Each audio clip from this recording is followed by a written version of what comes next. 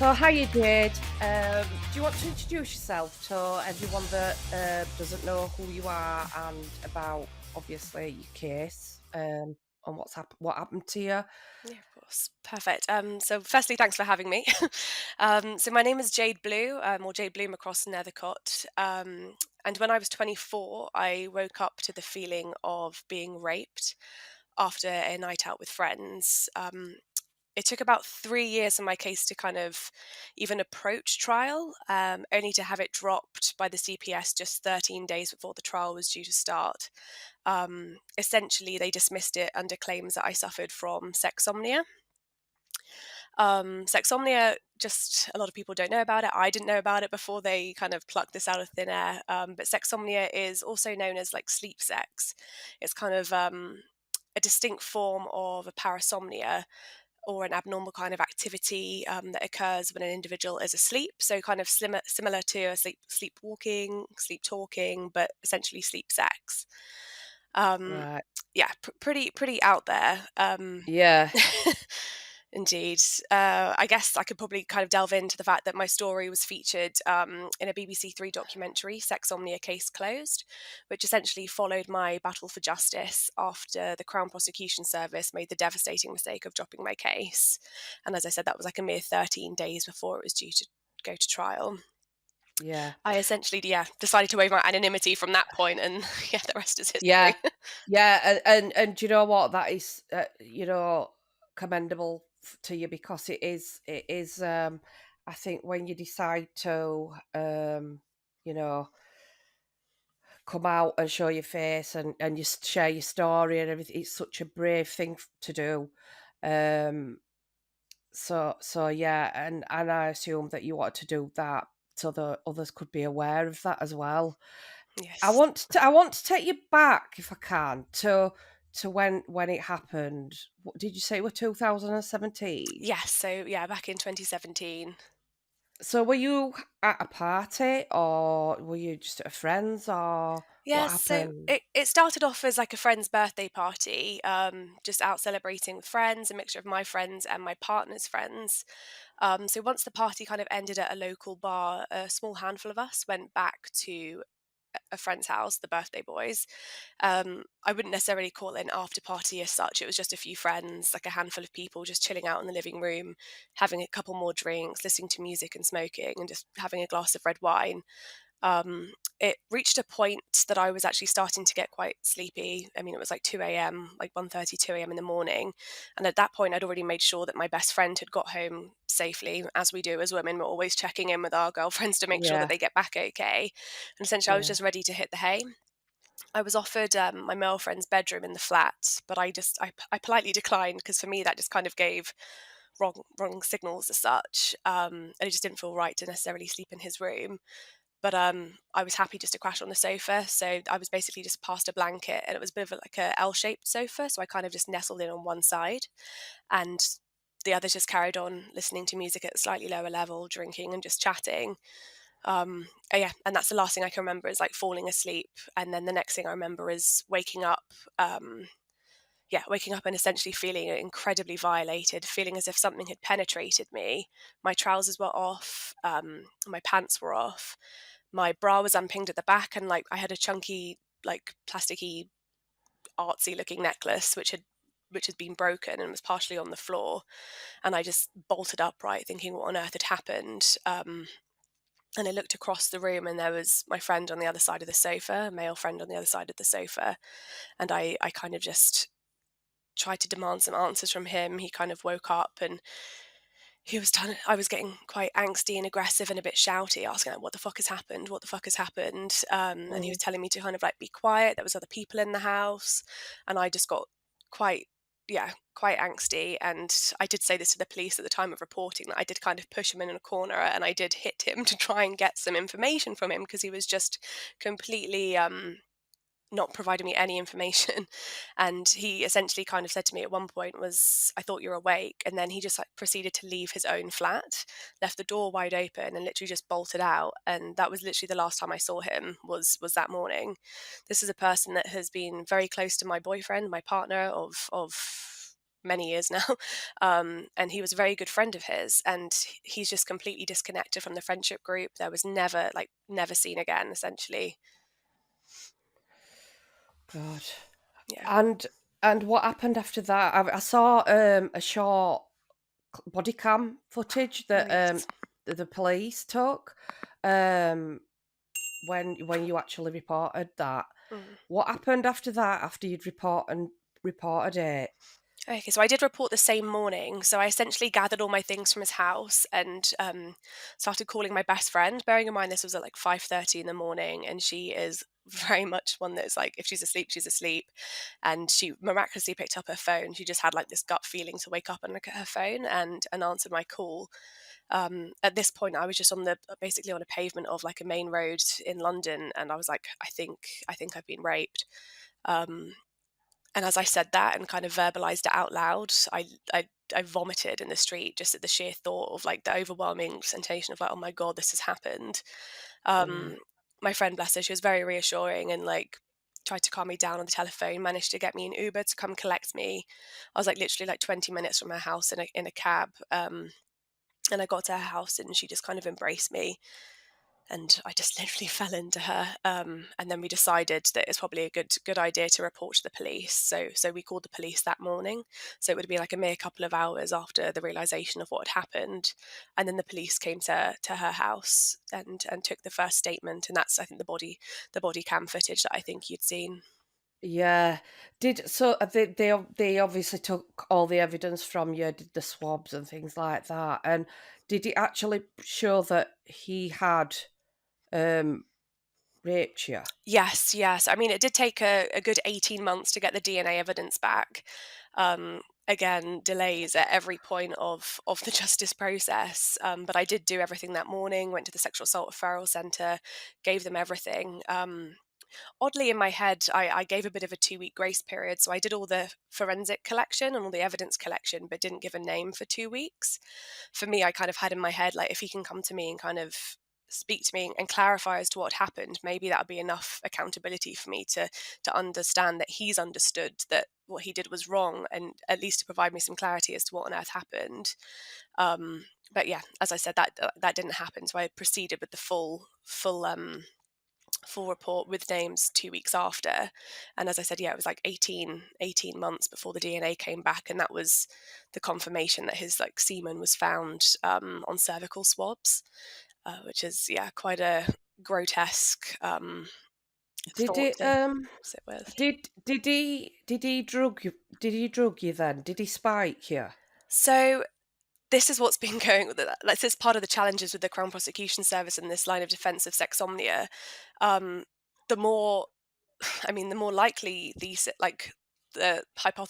more likely hypothesis is that I was drugged, um, based on like a lot of evidential elements, and something that a sleep specialist had recently said to me after he did my sleep report, that it was more likely that I was drugged rather than actually having sexsomnia. But it was something that was completely missed by the CPS or kind of just not considered. I don't know what happened there. But yeah, I described in my police interview that I had like a very unpalatable taste, like in my red wine. I just put it down to like a shitty bottle of red, quite cheap or Yeah. whatever, and was just like grateful that somebody was like passing me a drink as such. I didn't I Yeah. was around friends, so I had no necessarily like red flags or concerns to think about. But yeah, looking back and the fact that I didn't wake, it was way more plausible that I was actually drugged. And what happened after it took them 18 months? God knows why it takes them 18 months to do Yeah, a it's just DNA test. insanity. It is crazy. Um, what did they do after that?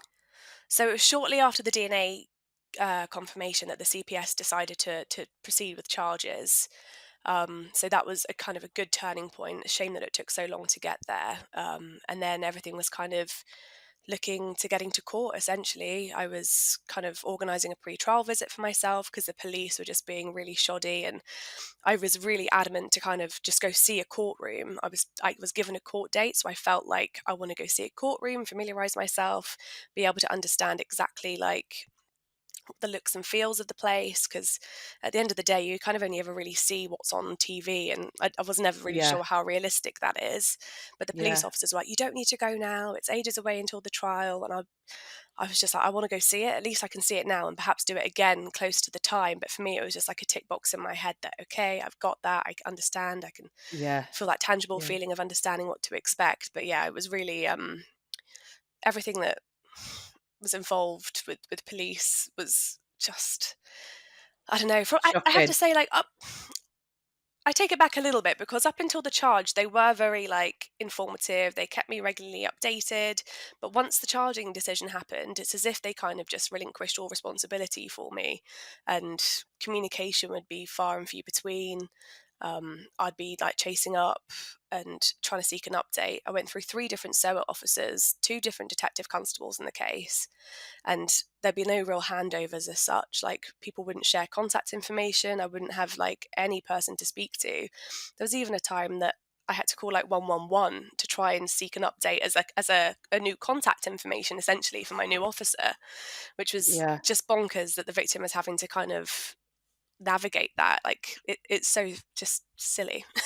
Yeah. And it's happening all the time. Mm, All the time where you've got victims that are actually doing their own investigations. literally. And it is so wrong. So wrong. Hmm. It's so we're nearly 2 years down the line here, and this man could have, you know, carried on doing what he did to you, basically, couldn't he? Yeah, very much so. To to God knows how many more women, and he's been given that free rein to do that. Yeah. That I just I think, why can't they get that DNA test done? It's obviously there, the evidence is there for them. Why do they leave them to continue to keep to have the opportunities to keep causing further harm?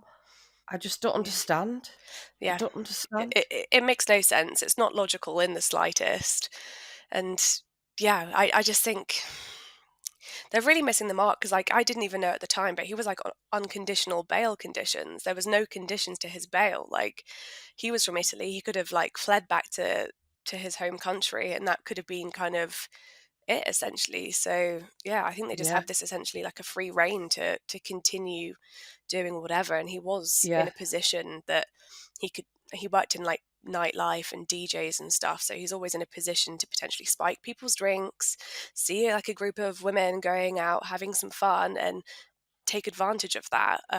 So yeah, I think yeah, it was a really missed mark to protect the public, because it's not necessarily, I mean, it is, of course, about the victim, the one that's reporting the crime, but it's for the protection of the wider public as well, right? And that's I yeah, think why most women do report, because it's to try and yeah, protect others from yeah. what they've been facing. Literally that night, there's nothing else that you could have done any differently, is there? There's literally nothing else you could have done. Mm. I mean, yeah, I think we're so kind of in like society imprints on us to be like, why didn't I just go home? Why did I stay? Like all those kind of elements, or why did I accept to drink? But when you're around friends, you don't necessarily think that you just don't think like that. You feel that you are in a safe space. And but yeah, I still felt like the immediate kind of aftermath of healing through that kind of trauma, there was a lot of self blame. But I think that's because society just kind of builds that and inflicts it upon us, right?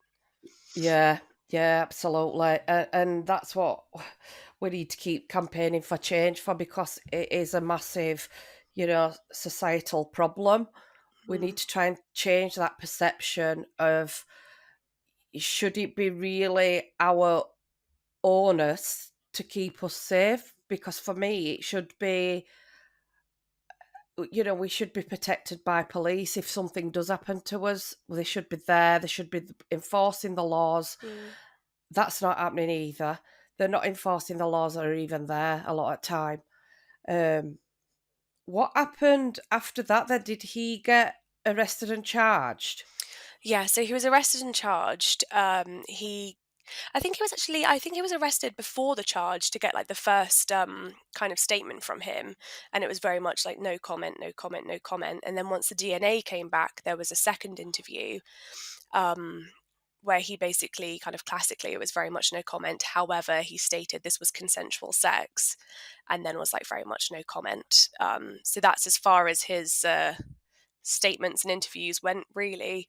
Um, After that, it went very quiet for a long time, until the sexsomnia side of things came up. But at that point, I didn't really know what the sexsomnia side of things was. But in hindsight, like, I mean, I think the CPS kind of lured me into a false sense of security. So it was, I'm trying to think of it must have been, when would it be? July 2019 or late June 2019. So probably like 6 months after the DNA evidence came back. Um, and I'd already had I had like a court date scheduled for November 2020 originally. Anyway, so June, July 2019, I had a call out of the blue from one of my police officers, basically stating that the defence are requesting more evidence, and I was like, "How is this? How is this possible?" Really, really bizarre kind of process. And oh God, crikey, pulling the headphones off my face. You're all right. All good. So yeah, sorry. Had a call out of the blue from the officers asking that there was a request for more evidence. Long story short, the police officer had no real idea about it. So I had many questions. They can answer it. I was at an absolute loss. So I ended up speaking directly to the Crown Prosecution Service, the lawyer that was involved in my case. And yeah, we had like a really interesting 3-hour Teams call. Um, yeah, and he just alluded to the fact that the defense were asking for a bit of history of my sleep, but there was nothing to worry about. It's merely a text like tick box exercise as such, and I kind of proceeded to do it. At that point, I had handed over my phone and my counselling notes. I didn't want anything to kind of hinder um, the case going forward. So I, of course, was like, "Yep, of course, no problem. Happy to do this."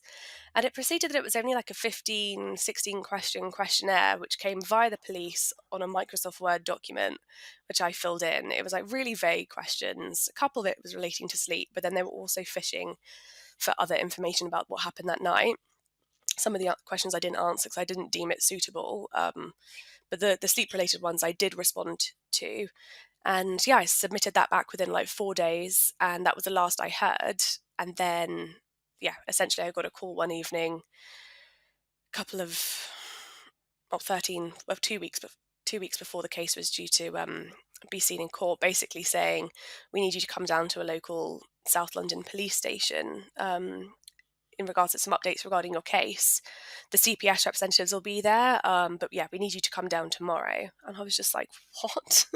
Like how could this possibly be?" The trial was like literally coming very, very soon. It was mentally preparing for it, had the time off work all scheduled, kind of really aligning myself to go kind of take on this next part of this justice fight, essentially, this battle.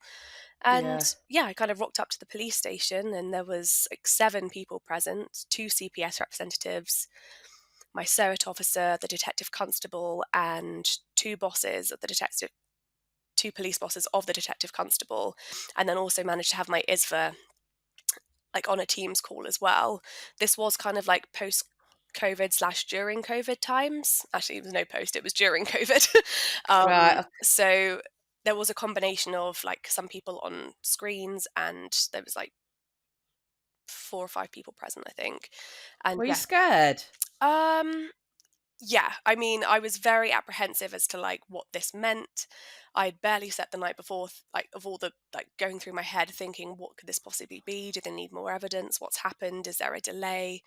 Because there'd already been like one delay in my case due to COVID, and yeah, so it was just really a really overwhelming feeling of just walking up to the police station that day. I had my partner local to the area, but I felt like it was really important that I was just going to go in by myself to like stand my ground and just be present and just deal with it. Yeah. Knowing full well that he was just around the corner. So if I needed him, he'd scoot on in. Um, but yeah, I came in, and it was like a big, big kind of room within the police station, massive circular desk. There was just me on one side, and then there was like everyone else on the other side. It was like the world's worst job interview. Like it was really a very top heavy balance there.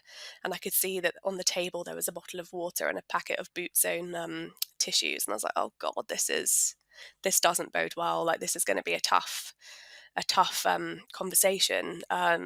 Thankfully, I had the foresight to kind of ask them if it was possible for me to record the interview or whatever this meeting was going to be.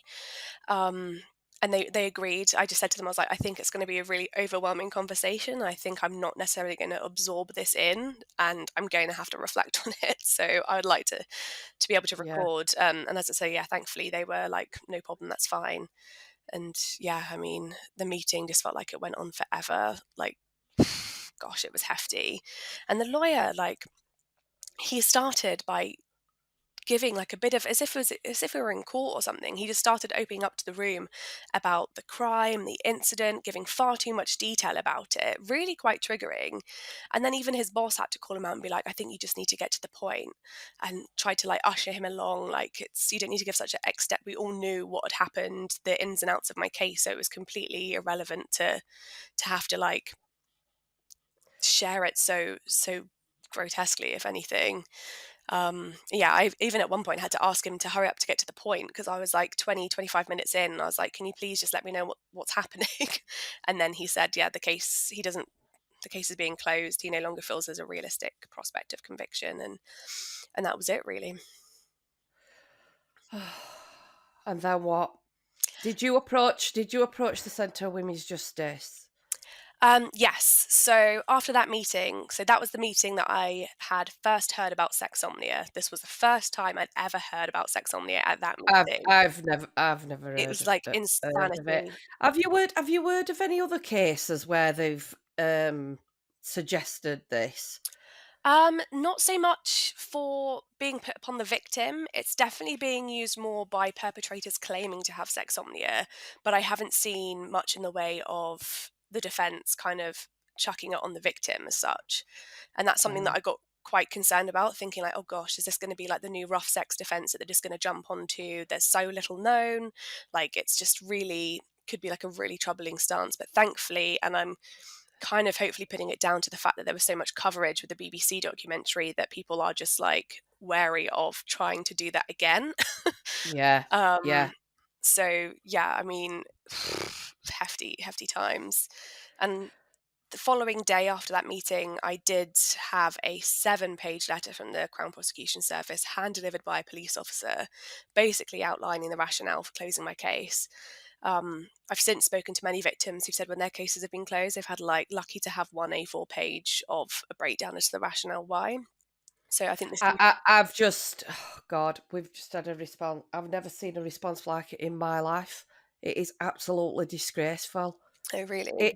Yeah, it is just back to back pages of victim blaming. It's just It's atrocious. horrendous. Yeah. Yeah. And that needs to be exposed, but that will be something that'll come later, a lot later on down the line. But yeah, it's shocking. Absolutely shocking. Yeah, it really is. It's so awful and so, like, unfortunately so common, isn't it? I just hear it from time and time again, this kind of the justice sector basically victim blaming and gaslighting Yeah. women into Yeah. it's just, yeah, Yeah. it's just And the thing is, this is why I want to do a podcast as well, because it needs to be exposed, because literally there isn't much accountability, is there? mm, And they're just getting away with this all the time. You know, we deal with women all the time that are, so frustrated at how they've been treated, and just the weight system just continuously fails them. yeah, it's awful. So what happened after that? Did he get prosecuted? No, so the way that the CPS closed the case was a really very affirmative case closure. They marked it as no evidence, which is essentially the easiest way to explain it is that he was essentially found not guilty, but without ever being in front of a jury. Therefore, he was acquitted, and therefore he can never be charged with the same crime twice due to like double jeopardy laws that come into play. Yeah, Um, they said that obviously, like, double jeopardy law is a bit complicated because if there's new and compelling evidence, something like there was no DNA evidence before and now there was DNA evidence, that would be new and compelling. but there's nothing to that gravitas in my case because everything was there in the first place. So it's just completely put a massive kibosh on things, and basically the case can never be reopened. So he was essentially, as I said, like found not guilty, walking free, like no accountability for his actions, and a risk to every other female, every other woman in this city and beyond. Really, Oh God. it's really tricky.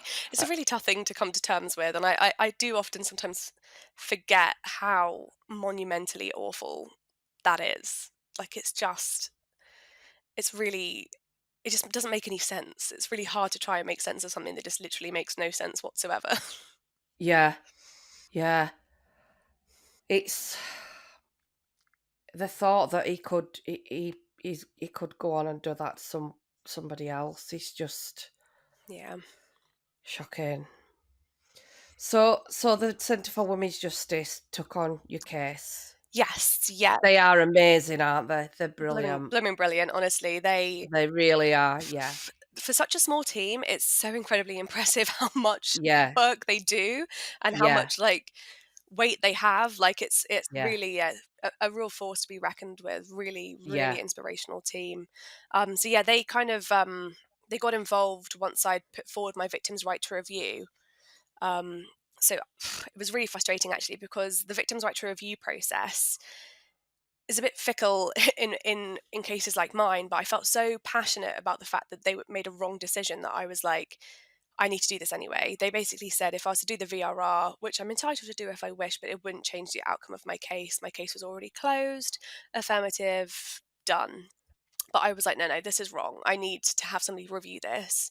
And so I put forward that request, and yeah, so it came back, and the independent reviewer at the CPS, so it was somebody from a whole different district, reviewed the case and basically admitted that they made a mistake, and they do believe it should have gone to trial, and they believe that he would have been found guilty if put in trial, which is again like another yeah. Kick it. insanity to get Yeah, like it's just. And if I didn't do that review, like I would never have known that. I've never been able to hold the CPS accountable. So it was at that point when I kind of reached out to the Centre for Women's Justice, and I was like, wow, they've actually admitted to their mistakes here. What can we do? And so we decided to kind of work on putting a claim against them, based on the Article 3 of the European Convention of Human Rights Act. So essentially, they violated that act, in their treatment of me and my case.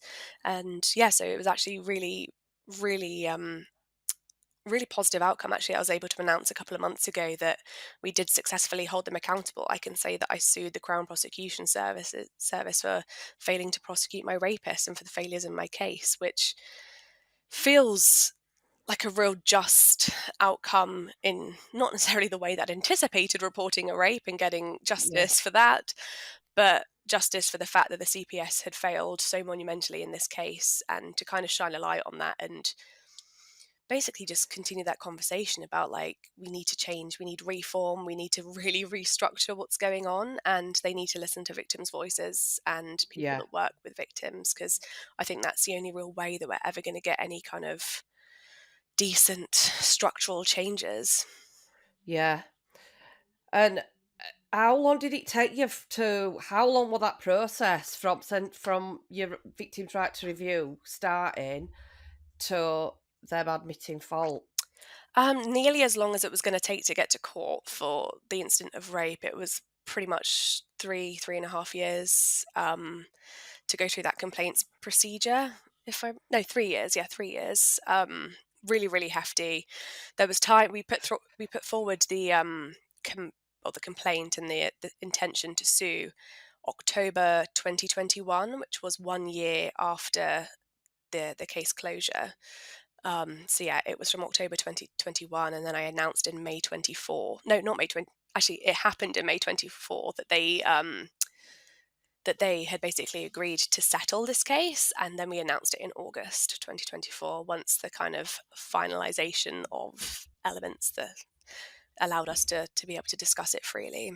So yeah, it's Yeah, quite a hefty time, and it's something that's just kind of really kind of sat with me for so long. Like, I find the whole interaction with the Crown Prosecution Service way more traumatic than the incident of rape itself, Yeah. and the immediate aftermath of that. Like, this battle against the CPS, essentially, to kind of prove that they were wrong, has taken me to the darkest points. Like, I'd never kind of considered previously kind of any like suicidal ideation or anything, but like it's really, really, it is, and it was, and it is, it's still, I don't know, a blur.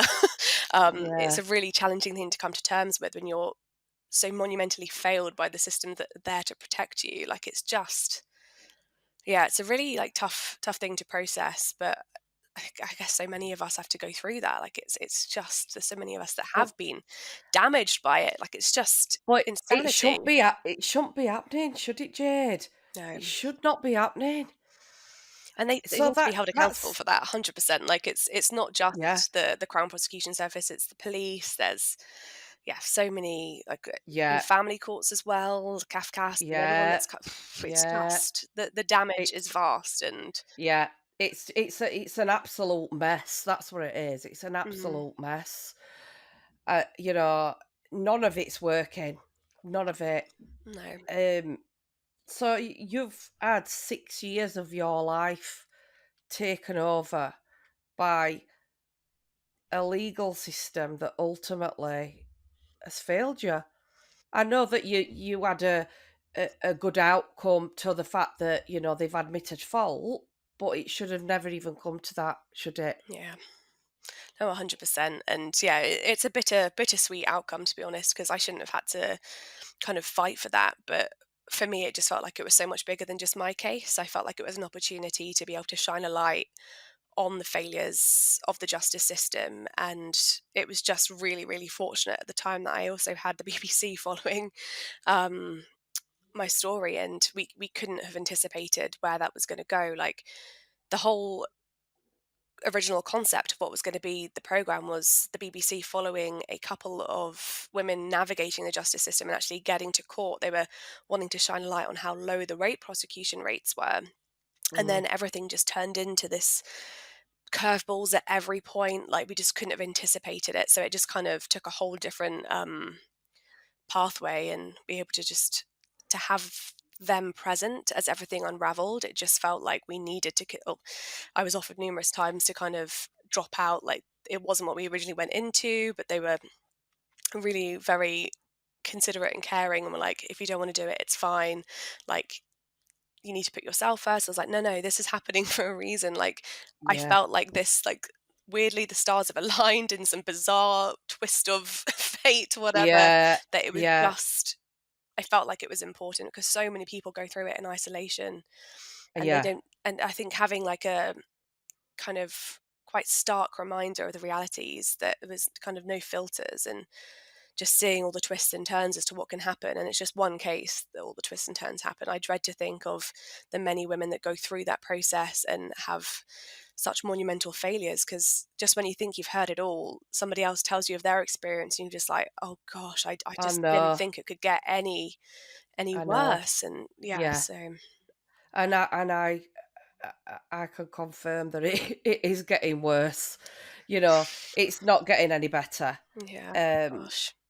it, I just think what's your view on we have a national crisis for violence against women and girls. Um, Now, my take on it is, from my point of view, I always think that 95% of Vogue is domestic abuse. It is usually somebody you know or you did know. Um, it's I think it's quite a small number that are attacked in the street, Mm, or you know, and I think that we need to keep more focused on domestic abuse as a whole, because it all falls under that same umbrella, whether it be rape, coercive control, emotional abuse, financial abuse. And it needs, I think, sometimes when we talk about Vogue, it kind of takes the eye off the ball of the ultimate issue, which for me is domestic abuse. Um, And this is why we have to keep speaking out like we do, because I do believe, and I've said it for a long time, that the only way that anything will get uncovered is by exposing it through media and social media. It is Yeah. the only way, because they try and cover up so much. They try and cover up so many failings. And one failing snowballs into another, into another, into another. And I always think that if they just held their hands up at that first failing and took that accountability and said, "How can we put this right?" But it just always seems to be, "Oh God, what we're going to do? We've made a mess of this now, so we'll try Yeah. and make it as difficult as possible." Because I do believe that it's designed to break you, so that Mm. you don't follow that complaint procedure through, or that appeal, because Yeah. it very, very nearly does break you, doesn't it? That procedure. I mean, yeah, very much. Gosh, it takes everything from you. Like, it's all consuming mentally, physically, emotionally, time wise. It takes everything. There's just so much. And yeah, even then, you get the most like nonsensical responses when it comes to complaints. And then you have to kind of re complain. And then it's just this constant. Yeah, that's it. They want people to kind of break and just give up. But that's also, I think, the same when it comes to like getting a trial date and things. When there's delays, there's 5 to 8 years waiting to get to trial. Yeah, Like, it's yeah, designed for you just to drop out and for you to just kind of brush it under the carpet. But the complaints procedure is exactly the same as well. And yeah. yeah, it's really messed up. It's gosh. To to to think that you've gone through that, and what you've faced after that is 6 years of systemic abuse. Mm, yeah. 6 years of your life where they have just basically failed you, and it's just it just blows my mind that they can even think it's acceptable to do this. Yeah. They have no idea how it turns your world upside down, inside out, and Mm, the trauma that that causes after what trauma you'd already been through. yeah. It's just so wrong. It's immensely damaging, like from every facet of life. It just takes over really. And yeah, I mean, to think it's been since like March 2017 when I first reported to today, and it's only now really coming to a bit of an end. Well, I can say there's a bit of an end. I'm still waiting for the lessons learned from the CPS. That was part of the settlement agreement, but I'm still waiting for Mm, that. yeah. Um, but financially, they've coughed up, like they've given a bit of an apology, like, but really, for me, it was really what I really wanted was just to understand what have they put in place to avoid this happening again, and what lessons have been learned. But that just seems to be impossible to get from them. They just seem to be Yeah. like gatekeeping it, or I don't know. It's just really bizarre. It's like, why don't they want to share this information? Like, And do you know what? They all work in the same way. It's the same with police. It's the same with social care. It's the same way all the way through. It's as though, you know, they think it's acceptable to give victims this regurgitated letter of apology mm, and tap you on head, away you go on, carry on with your life, kind of thing, as though it's acceptable what they've done. Um, and it's not acceptable. And I think the more women that speak out about this, what is happening, you know, it's the only way that it's going to get exposed, yeah, because they will just keep covering up and covering up and covering up. Um, 100%. but it is designed to break you, so that, you know, they want to avoid these payouts, if you like. Mm, I'm quite surprised that they've not put some sort of like gagging order on you, so that you've not been allowed to yeah.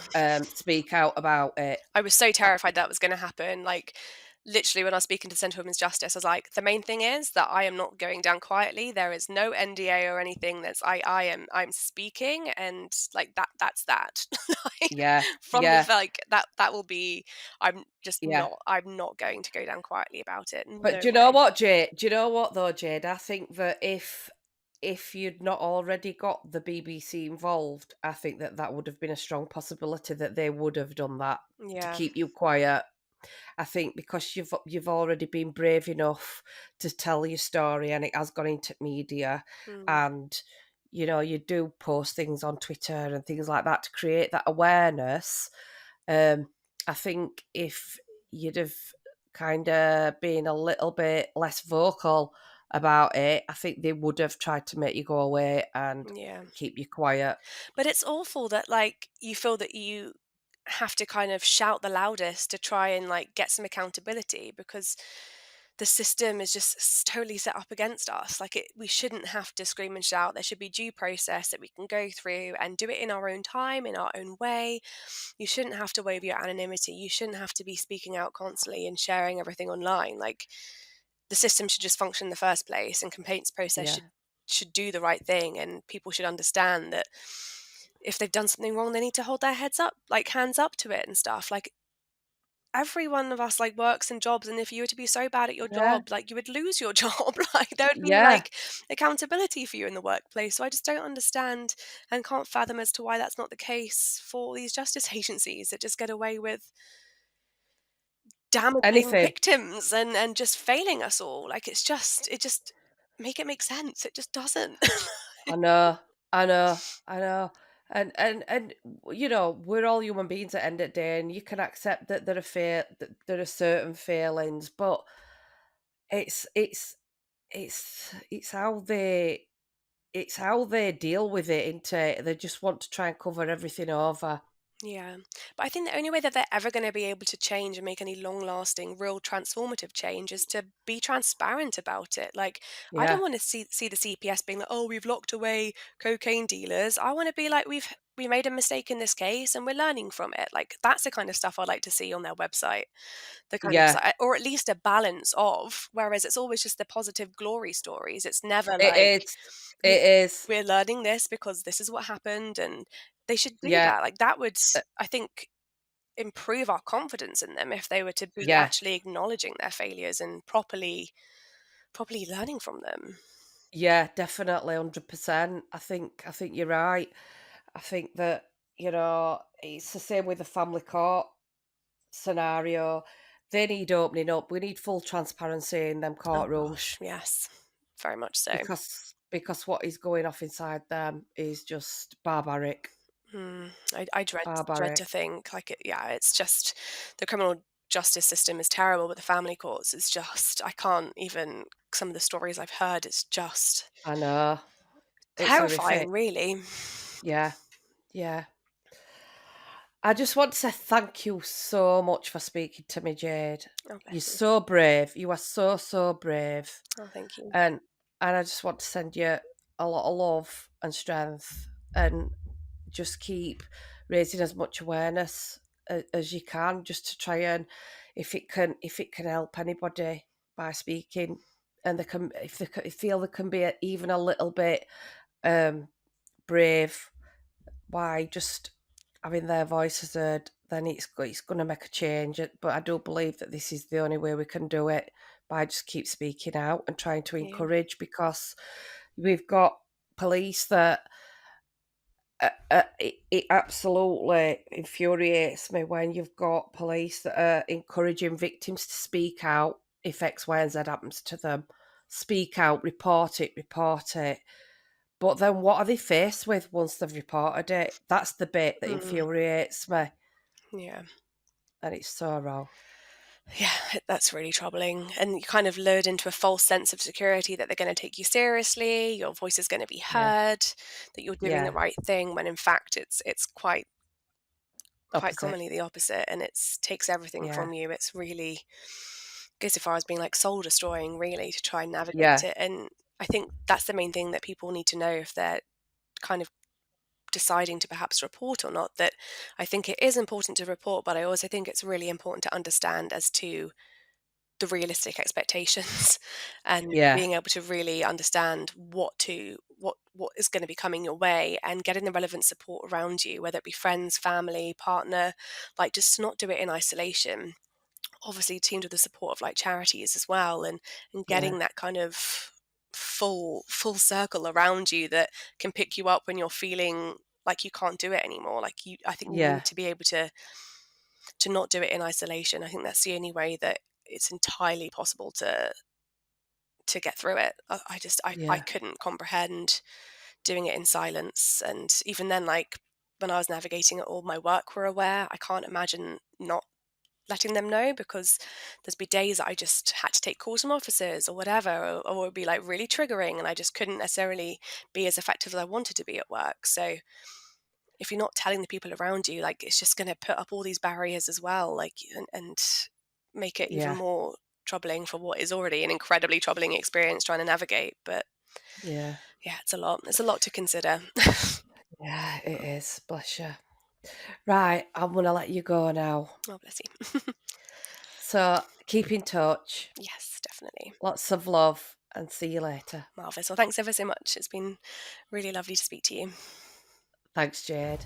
Bye. Take care. Bye bye.